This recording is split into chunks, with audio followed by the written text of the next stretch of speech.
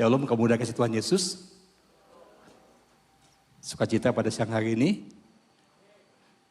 Baik saudara yang hadir di umat Tuhan ibadah pada siang hari ini maupun juga anak muda yang beribadah di rumah masing-masing via live streaming.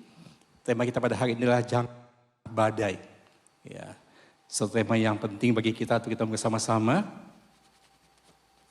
Dan kita akan melihat satu firman Tuhan untuk hal ini, Injil Markus pasal keempat, ayat 35 sampai 41. Dan kita akan baca bergantian ya. Saya baca 35, kamu udah kasih Tuhan, baca ada 36 dan seterusnya. Nanti ayat 41 kita baca sama-sama firman Tuhan ini. Markus pasal keempat, ayat 35 sampai 41.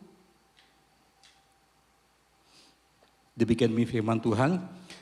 Pada hari itu, waktu hari sudah mulai petang, Yesus berkata pada mereka, marilah kita bertolak ke seberang.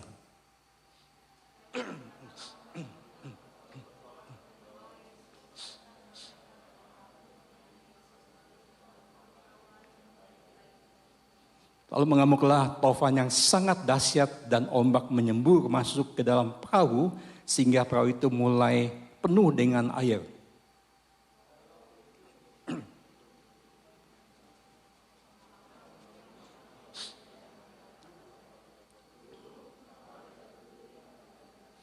Dia pun bangun menghadik angin itu dan berkata pada danau itu, diam, tenanglah. Lalu angin itu reda dan danau itu menjadi teduh sekali.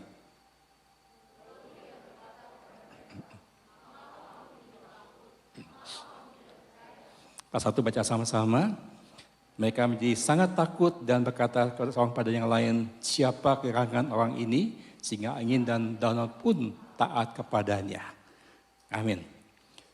Komunikasi Tuhan, apakah saudara pernah melihat kapal yang besar itu saudara sekalian? Yang berlabuh di satu pelabuhan, kapal besar begitu rupa. Tapi kalau saudara melihat ada satu kayak besi begitu itu jangkauan ke dalam laut seperti itu saudara sekalian, maka kapal besar itu aman di pelabuhan. Pada menobang angin sedikit tetap tempat seperti itu sudah. Kalau nggak pakai jangkar, nanti lama-lama kapal bisa ke tengah, nggak ada menahan itu sudah. Nah jangkar tengah badai itu ibaratkan seperti itu saudara sekalian. Jangkar itu pasti sangat kecil dibandingkan kapal yang besar saudara. Tapi fungsinya betul-betul bisa menahan kapal besar itu hingga tidak terombang-ambingkan kepada angin, ombak dan sebagainya. Nah bicara jangka badai itu bicara tentang kehidupan kita, di mana kehidupan kita yang penuh dengan badai kehidupannya kita tidak tahu, yang bisa pada kita ada sekonyong-konyong saudara sekalian. Tapi waktu kita punya jangka kehidupan kita yang menopang kita, maka badai apapun datang menerpa kita itu kita tetap bisa berdiri teguh. Kita bisa tetap stand firm begitu saudara. Karena jangka itu menopang kita, kehidupan kita itu tinggal tidak ombang-ambingkan begitu rupa. So sekalian kita melihat, akan kita baca tadi bagaimana Yesus yang murid-muridnya sedang pelayanannya. Mereka mengajak Yesus mengajak muridnya untuk pergi bertolak ke seberang danau lagi untuk istirahat dan juga bagi pelayanan lainnya. Saudara. Di sini melihat di danau itu dan pelajaran itu Yesus tidur di kapal. Lalu tiba-tiba danau itu jadi bergolak sekalian, angin ribut datang begitu, ombak besar sekali sampai masuk ke perahu dan hampir tenggelam perahu tersebut. Nah ini gambaran tentang bagaimana badai itu datang bisa terjadi setiap manusia itu tanpa diduga-duga. Tanpa diperkirakan seperti itu sekarang. Ini gambaran kehidupan kita seperti itu juga. Kamu dikasih Tuhan Yesus. Mungkin bagi kalian masih muda ini, badai kehidupannya itu tidak seberat mungkin orang tua kalian yang pikirkan lebih banyak hal. Tapi bukan berarti kalian tidak punya badai hidup dalam kehidupan kalian. Mungkin satu saat kalian ada lagi kuliah sekolah, itu tiba-tiba PR menumpuk begitu rupa. Aduh setengah mati belajarnya, dapat nilai jelek, itu buat kamu mungkin sudah badai kehidupan begitu. Atau kalian punya sahabat baik, tiba-tiba karena salah paham, tiba-tiba jadi jauh, jadi renggang. Itu bukan bagi kalian jadi badai kehidupan. Ya. Atau mungkin juga ada mulai dekat-dekat dengan seseorang, tapi kalian tiba-tiba tidak jadi. Ya, itu badai kehidupan juga bagi kalian tuh. Ya. Mungkin orang yang dia sakit, mikir badai kehidupan lebih banyak lagi. Masalah keuangan dan sebagainya. Tapi bagi kalian pun, anak muda pun juga pasti ada badai kehidupan yang kalian akan alami. Di setiap jenjang kehidupan manusia sebenarnya ada badai kehidupannya. Bayi misalnya itu ada badai kehidupannya tuh. Ketika dia mungkin nangis-nangis, orang tua aja tidak lain itu buat dia badai kehidupan seperti itu saudara. Jadi ini kita belajar pada siang hari ini bagaimana kita sejak masa muda kita perlu punya satu jangka kehidupan yang menopang kita saudara. Nah, semakin tambah usia kalian, makin bertambah dewasa, makin lebih lagi. Sudah biasa supaya jangka kehidupan begitu. Jadi jangan selalu masih muda pikir, nanti masih muda kita enjoy aja lah. Tapi mari sejak masa muda kalian kita perlu punya satu jangka kehidupan dalam kehidupan kita. Sehingga setiap kita nanti menghadapi kehidupan yang makin hari makin tinggi sebagainya, kita mulai bisa terbiasa untuk itu. Misalnya kalian sekarang masuk kelas 12 atau kelas 11 SMK atau SMA seperti itu. Dan mungkin pada kehidupan kalian sedang akan hadapi itu nanti kuliah di mana ya? Bagaimana biayanya ya? Itu satu pada kehidupan yang selalu mungkin yang mengantisipasi itu yang akan datang pada kalian begitu. Ya, yang selalu kondisi ini maaf kata tidak memungkinkan untuk kuliah, tapi kalian ingin kuliah seperti itu. Nah, itu sudah mulai ada tanda-tanda baik kehidupan dalam kehidupan kita. Karena percaya kita mau belajar sekalian bagaimana kita bisa menghadapi semua itu sekalian. Ingat baik-baik bahwa Tuhan tidak mengajarkan kita untuk lari daripada kehidupan. Tapi Tuhan mengajarkan kita berani menghadapi badai kehidupan, tapi dengan catatan dengan tidak kekuatan kita sendiri, tapi kita mengandalkan Tuhan bagi kehidupan kita itu sudah. So sekali kasih Tuhan, kita akan melihat dan baca pada hari ini mengenai jangka di tengah badai sekalian. Yang pertama kita harus pahami dulu akan sifat badai itu selalu tidak kita duga-duga sudah. Tidak kita pikirkan sebelumnya. Buat Tuhan Yesus kita pergi sama murid-muridnya pergi ke seberang danau. Saya percaya waktu mereka berangkat itu pasti lautnya sedang tenang. Langit pun sedang cerah seperti itu kan. Mereka berjalan perahu terus, mereka berjalan begitu. Sampai tengah jalan tiba-tiba tuh datanglah taufan mengamuk begitu Pak. Siapa yang kira ada taufan itu kan? Ya dulu belum ada BMG, belum ada. Walaupun ada pun juga mungkin kita juga nggak pikir seperti itu. Siapa yang duga tiba-tiba ada badai begitu orang begitu rupa. Ini nggak duga-duga kan seperti itu. Nah inilah kita seperti itu juga sekali Tuhan Yesus. Ada bagi kehidupan yang datang pada kita dan kita harus hadapi sudah. Sekalian maaf kata, ada keluarga-keluarga atau sekalian yang ibadah kehidupan ketika tiba-tiba untuk kalian maaf kata dipanggil oleh Tuhan seperti itu. Ada beberapa tempat itu anak yang masih remaja, masih sekolah tiba-tiba Bapak dipanggil Tuhan, itu balik kehidupan mereka itu. Gimana ke depannya kehidupan kita ini saat ini yang kita hadapi. Kita nggak pernah duga misalnya orang tua kita meninggal waktu kita masih seperti ini usia kita. Tapi kembali kita melihat badai kehidupan bisa datang setiap saat pada kita masing-masing, tapi kita duga-duga. Dan soalnya kita melihat juga yang sini ajaran kita yang pertama-tama penting sekali, badai kehidupan itu nggak bisa kita hadapi dan kehidupan kita sendiri, nggak bisa. Sekalian teman di sini buat mereka di perahu itu, yang mereka di perahu itu Tuhan adalah para nelayan. Pada saat terbiasa dengan laut, terbiasa menghadapi domba, ombak sebagainya, mereka sudah biasa. Tapi hari itu mereka tuh ketakutan sekali sudah. Karena mungkin ombak itu melebihi yang biasa mereka hadapi begitu ya. Kalau biasanya mungkin ombaknya baru 1 meter, buat kita sudah heboh, buat dia tenang baru 1 meter. Nelayan, biasa di ombak begitu. Tapi kali mungkin ombaknya tinggi sekali, sampai nyebur sekali, sehingga mereka ketakutan. Ini menggambarkan bahwa kita ini sekalian dalam kehidupan kita dan badai kehidupan kita alami itu tidak bisa dengan kita sendiri, kita mengandalkan diri sendiri. Ini diajarkan Alkitab kita pada demikian soskan. Walaupun mereka ahli dalam perikanan, mereka penelayan yang bisa pergi malau sebagainya.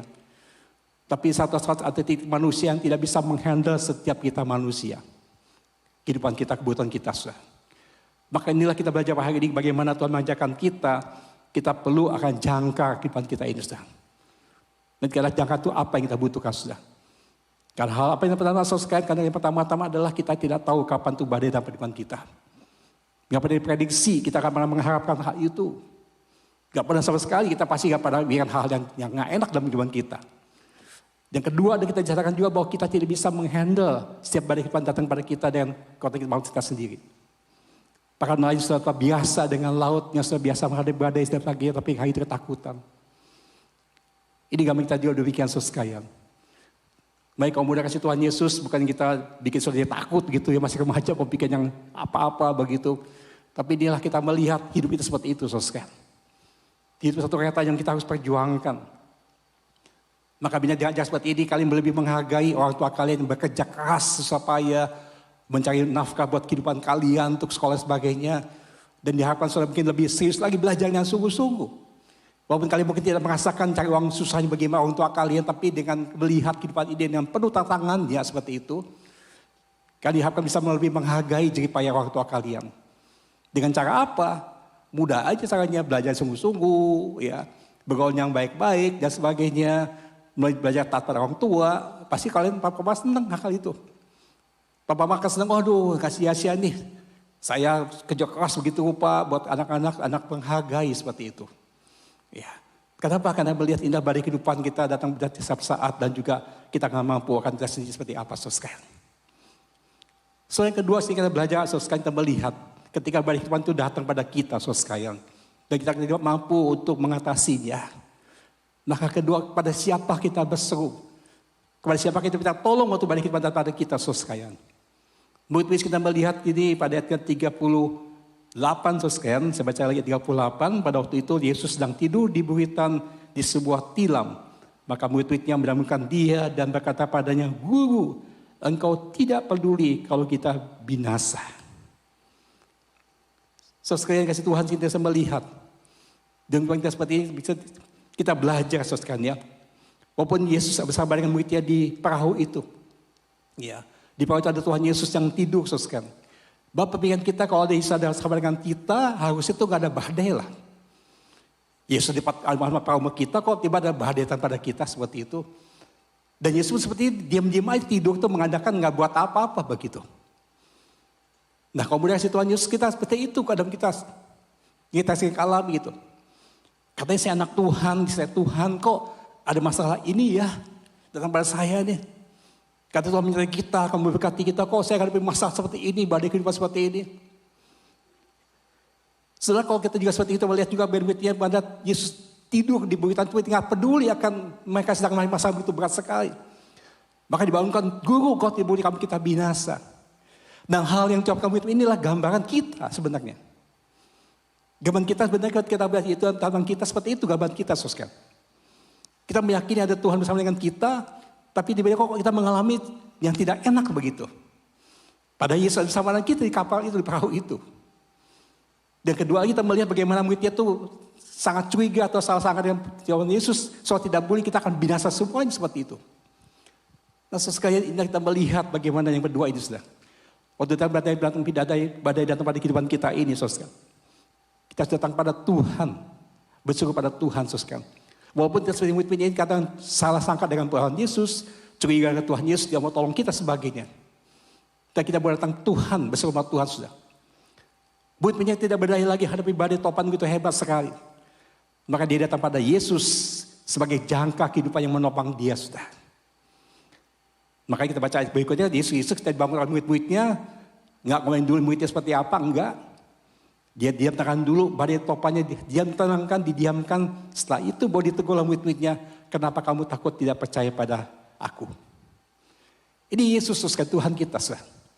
Dia harus jangka kehidupan kita yang kita sungguh percaya, Yesus sekalian. Sejak muda kita kalian, sejak masa muda kalian harus percaya dengan sungguh-sungguh. Sebagai jangka kehidupan kita yang menopang kita akan kehidupan kita ini. Sehingga setiap pergumulan apapun kita hadapi, saudara, kita bisa berseru Tuhan. Kita bisa minta Tuhan pertolongan kita, saudara. Karena Tuhan begitu mengasihi kita, Tuhan care dengan kita, saudara. Dia akan peduli pada kita. Kalau boleh kasih Tuhan, kalau kita melihat sini, saudara ya, Yesus kita langsung hadir dangin dapur itu dengan segera sudah. Ini bicara bahwa Tuhan sudah waktu Tuhan tolong mereka dengan sungguh-sungguh cepat. Nggak tunda-tunda lagi selalu begitu.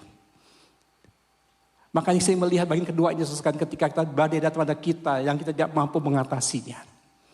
Maka harus kita cepat-cepat depan Tuhan Yesus berseru, Tuhan tolong saya. Tuhan selamatkan saya. Dia sebagai jangka depan kita harus kita pegang dengan sungguh-sungguh dengan kita, saudara. Di hadapan tangan kita dalam segala pergumulan kita hadapi. Maka itu kita lihat kedua ini satu indah sekali. Kalau boleh kasih Tuhan Yesus, kalau kita dengan tangan Tuhan itu sebenarnya Tuhan itu unik boskannya. Maka dia sangat mengajarkan kita seperti dia dibiarkan kita sendirian saja mari kehidupan kita. Tapi kita datang pada Tuhan maka disilakan tolong kita murid-murid ini sudah. Langsung tolong Tuhan Yesus pada mereka semua itu. Maka badai topan dihentikan oleh Tuhan Yesus Kristus sehingga tenang diam. Lalu dia tegur lagi murid-murid Yesus sekalian kita melihat. Yesus menegur apa pada mereka semuanya. Mengapa kamu begitu takut? Mengapa kamu tidak percaya kepada aku? Saudara kasih Tuhan, kamu dikasih Tuhan Yesus. Tuhan tahu benar-benar ini begitu banyak masalah yang kita hadapi. Badai-badai depan kita banyak sekali kita mungkin kita takut Yesus sekalian. Tapi Tuhan mengajar kita belajar percaya sama Tuhan. Belajar percaya Tuhan dengan sungguh-sungguh bahwa Tuhan selalu ada dengan kita, bersama dengan kita, Yesus sekalian. Dia tidak mendengar dia sedikit pun juga, dia akan selalu melindungi kita, Yesus sekalian. Dan dia melatih kita dengan berbagai kesulitan kita hadapi itu, makin percaya pada Tuhan. Makin mengenal Tuhan dengan lebih dalam lagi, Yesus sekalian. Di satu suku Indian, Yesus sekalian, ketika anak seorang remaja itu yang sudah dewasa, maka dia harus melalui satu ujian dulu dari orang tuanya. Di malam hari itu dilepas sendirian di situ, ya, dilatih keberaniannya begitu sekalian. Karena dia tinggal di hutan, bahkan dengan bunyi binatang, bunyi apa seperti itu. Lalu di tempat seperti itu ditinggalin, gak ada orang siapa-siapa. Nah situ dilatih dia apa betul dewasa apa berani enggak. Tiba-tiba bunyi binatang apa, kalau dia tetap berani situ, gak pergi-pergi sampai pagi. Maka dia lulus, dia orang dewasa, dia selalu berani. Dia boleh ikut peperang, Tapi kalau dia takut itu, sesuatu gitu, dia bunyi itu langsung dikabur pulang ke rumahnya, ya betul dewasa nih. Nanti belajar tahun depan belajar lagi begitu. Dan anak muda ini waktu tes begitu dia tetap diam, waktu dia ketakutan dia diam aja. Dia bunyi binatang dia tetap di situ aja, dia pada dewasa. Sampai terus malam berlalu, jadi merasa begitu lama sekali malam itu karena bunyi binatang menakutkan bagi dia. Oh sampai pagi hari muncul fajar, aduh dia tenang dah. Berarti saya lulus nih. Bunyi binatang saya gak takut, gak kabur, masih tetap di situ begitu. Lalu waktu dia siang terang begitu bisa melihat tiba-tiba di pohon itu ada bapaknya. Di belakang pohon begitu saja. Ada bapaknya bawa panah, bawa pedang begitu lagi di belakang pohon itu saja. Lalu bapak nyamperin anaknya itu, nak kamu sudah lulus di orang dewasa, kamu sudah berani. Tetapi aku di belakang kamu itu yang kamu tidak tahu itu malam hari gelap gak kelihatan. Kalau betul binatang akan menekam kamu maka saya akan bunuh dia. Saya akan tolong kamu, saya akan lindungi kamu. Kamu udah kasih Tuhan, kenapa sih Tuhan kadang jangan badai pada kita? Kenapa sih Tuhan sengaja biarkan kita hadapi masalah yang buat kita mungkin susah, kita sedih, kita mungkin menderita begitu, kenapa sih? Kalau Tuhan sayang kita, kok tempat Tuhan izinkan kita hamil seperti itu? Saudara, saya pegang satu hal yang penting sekali. Bahwa Tuhan tuh mengasihi kita, kan disediakanlah mati bagi kita. Kita berharga di mata Tuhan, tidak dikasih Tuhan. Jadi kalaupun saudara Tuhan izinkan menghadapi masalah yang mungkin berada kehidupan yang sulit bagi saudara sekalian. Ingat baik-baik setiap apapun yang kita alami tidak pernah tidak ada maksud Tuhan yang baik bagi kita. Dia suatu pun yang satu hal yang buat kita mungkin celaka, tidak. Kita cerita tadi ada anak muda yang lulus ujian itu karena orang tua tetap di situ melihat memperhatikan. Kalau dia membahayakan binatang menerkam dia akan tolong anaknya itu soskan. Walaupun demikian juga ada kita seperti itu sudah. Bahwa kadang Tuhan izinkan kita mengibadah kehidupan yang sulit dan sebagainya. Sesungguhnya dia sedang melatih kita untuk belajar percaya pada Tuhan. Makin memandangkan Tuhan dengan sungguh-sungguh. Makin bilang pada saya itu kenapa engkau takut, mengapa kau tidak percaya. Jadikan Tuhan sebagai betul-betul tolong kita soskan. Tuhan itu sudah. Maka dia akan menunjukkan segala kemuliaan bagi kita. Dia akan menolong kita hal itu. Ini luar biasa sekali sekalian. Dan hal kedua kita melihat apa tujuan Tuhan mengizinkan kita menerima masalah badai kehidupan saudara sekalian. Perhatikan ayat 41 sudah kita melihat mereka menjadi sangat takut dan berkata seorang pada yang lain, siapakah gerangan orang ini sehingga angin dan danau pun taat kepadanya. Kalau mudah kasih Tuhan, murid wisata itu biasanya hanya melihat Yesus bukan orang penyakit. Orang lumpuh berjalan, orang buta melihat dan sebagainya. Tapi hari itu dia melihat bahwa Yesus pun bukan hanya bisa sembuhkan penyakit. Tapi dia bisa melihat bahwa Yesus pun berkuasa atas alam. Maka danau pun yang sedang bergolak begitu hebat sekali. Hanya Tuhan bilang, diam tenanglah. Langsung redup danau itu. Jadi hari itu Yesus mengajarkan murid satu hal yang lebih lagi buat mereka semuanya. Mengenal Tuhan lebih lagi bahwa dia bukan hanya berkuasa atas penyakit. Tapi dia berkuasa atas alam semesta. Sehingga sedang bergolak begitu rupa. Kau bisa tundukkan dengan perkataan, diam dan tenanglah. Ini nama kedua kita melihat ketika Yesus bawa kita dalam badai kehidupan sudah. Menerima semasa sulit buat kita, suatu badai kehidupan bagi kita. Kalau sungguh Yesus dia penolong kita, dia jaga kehidupan kita. Maka dia akan memperlihatkan pengalaman hal yang baru bagi kita sudah. Murid kita tidak pernah melihat bagaimana Yesus bisa menunjukkan alam semesta begitu Pak pada saat itu sudah. Itu berarti dia ada satu pengalaman lagi bagi Tuhan bersama dengan dia. Bersama dengan kita komunikasi Tuhan Yesus. Badai kehidupan bahwa kita makin mengenal Tuhan itu siapa. Pengetahuan lebih dalam lagi mengenai Tuhan, saudara. Saudara, ada pepatah mengatakan, sahabat yang baik adalah sahabat yang ada sahabat kita waktu kita dalam kesesakan. Waktu teman kita baik semuanya, waktu kita happy itu bukan teman baik, saudara. Tapi waktu kita dalam kesusahan, ada teman dekat kita, dan itu teman baik bagi kita. Nah, Tuhan inginkan kita seperti itu, saudara. Waktu kita hadapi badai kehidupan, itulah Tuhan inginkan balik kita bahwa Dia Allah yang setia. Dia mengajarkan kita bahwa Dia Allah yang dapat dipercaya. Buktinya apa? Buktinya dalam kamu sedang dalam masalah yang begitu hebat sekali. Tuhan pelihara kalian begitu rupa. Sehingga kalau dijaga oleh Tuhan begitu rupa dengan kasih-Nya, sudah. Itu sama dengan permohonan yang lebih besar lagi dengan Tuhan. Permohonan yang baru dengan Tuhan. Kalau kita mengenal Tuhan betul Tuhan yang setia. Akan dijaga kalian pada saat menghadapi badai kehidupan yang berat, yang sulit. Yang kita akan bisa hadapinya dengan kemampuan kita sendiri. Buat belajar itu pada hati itu, saudara sekalian. Kenapa? Karena dia mau belajar sama Tuhan. Dia jadikan Tuhan sebagai penolong dia. Maka dia bisa melihat, dia sebenarnya bisa menyembuhkan penyakit. Tapi dia juga bersuara atas alam semesta. Itulah Tuhan kita Yesus Kristus, saudara.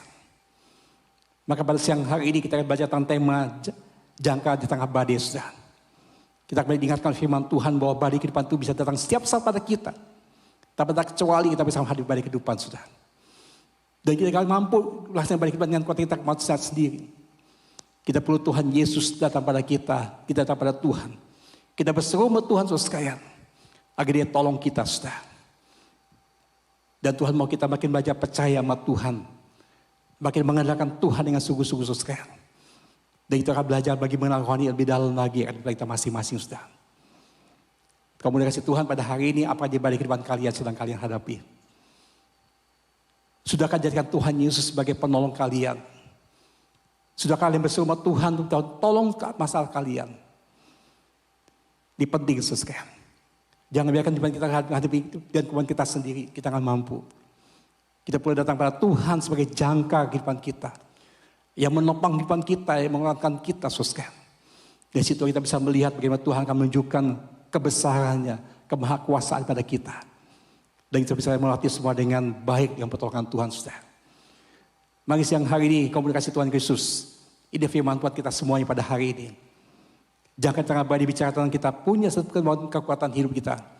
Itu bukan pada kita sendiri tapi pada Tuhan kita letakkan. Maka Mazmur bisa katakan Tuhanlah gunung batuku, kota bentengku, aku tidak akan goyah. Dia tidak akan goyah bukan melihat pada dia sendiri tapi dia melihat pada Tuhan. Sebagai gunung batu dia. Dia sering hidup komunikasi Tuhan sejak masa muda kalian.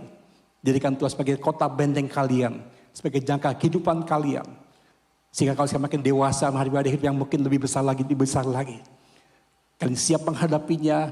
Kalian tidak takut menghadapinya. Karena kalian yakin Tuhan pasti tolong kalian. Amin buat firman-Nya.